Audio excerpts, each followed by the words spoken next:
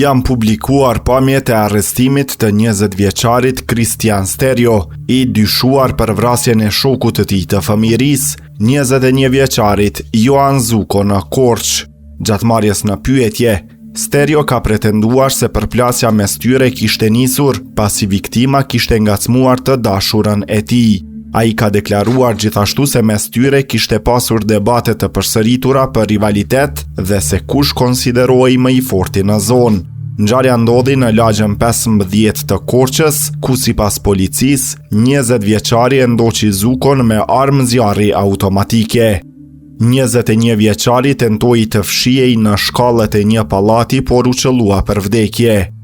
Pas krimit, autori dyshohet se u fshe për rreth 6 orë në zonën e varrezave të qytetit, para se të lokalizohej dhe arrestohej prambanesës së tij. Pas arrestimit, Sterjo u tregoi efektivëve edhe vendin ku e kishte hedhur armën e krimit. 20 vjeçari rezulton se ka pasur edhe më parë probleme me drejtësinë, ndërsa raportohet se ishte arrestuar për plagosje me armë të ftohtë. Ndërkohë momenti i arrestimit është shoqëruar me një situatë të pazakontë. Një grup të rinj që dyshohet se janë shok të autorit e kanë pritur me duartrokitje dhe brohoritje pranë komisariatit.